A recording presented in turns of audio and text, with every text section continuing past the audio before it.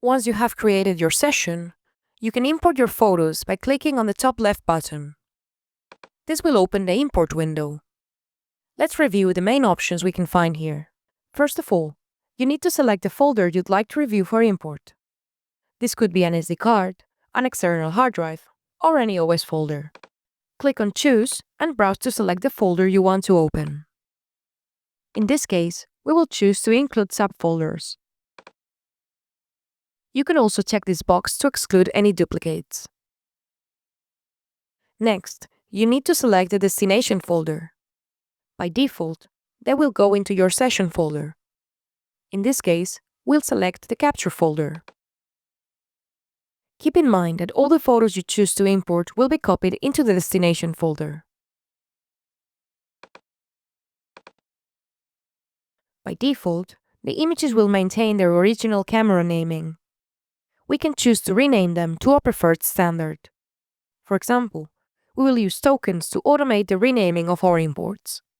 We will choose document name plus a 3-digit counter.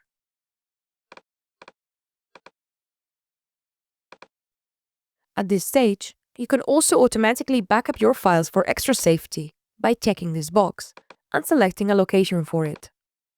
In our case, we'll select an external hard drive. Now that we are ready to review the photos, let's take a look at some tools that facilitate the selection process.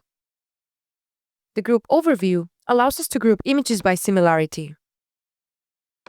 We can increase or decrease the threshold according to our needs. Note how the groups and the images they contain change accordingly. The Grid mode works great to have an overview of the groups. When we need to take a closer look at each image or group of images, we can move on to the Viewer mode. On the right-hand side, we can see all the different groups. To move around them, use the up and down arrow keys. At the bottom, we can see the thumbnails of the images contained in this group. To explore the images within the group, use the right and left arrow keys. In the middle, we have a preview of the image. You can double-click on any point to zoom into 100%. At the top, you have a face focus preview. By default, it's at 100%. You can change it from the tool here. For example, we'll choose Limit to Eye. Now that we understand all the selection tools, it's time to make our picks. We will browse through the groups and images using the arrow keys and press the spacebar shortcut to select an image.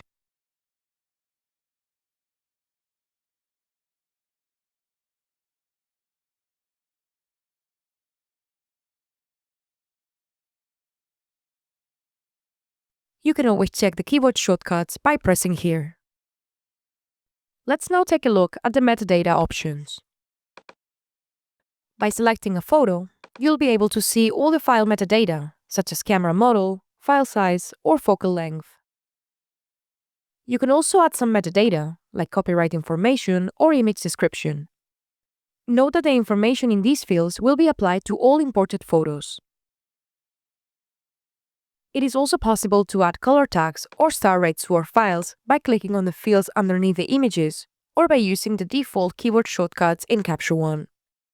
For example, we'll rate these images 5 stars by pressing the shortcut 5. We can also filter by tags, ratings, or any other camera metadata.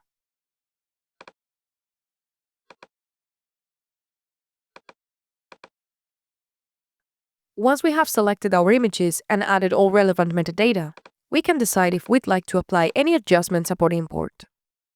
You can check the Auto Adjust box for Capture One to automatically edit your images or add a style. For EIP files or images that have already been adjusted in Capture One, you can check this box to migrate all previous adjustments into this new session. Lastly, you can also trigger some post-import actions from Capture One, like ejecting the SD card or deleting the files from the card or the original import folder.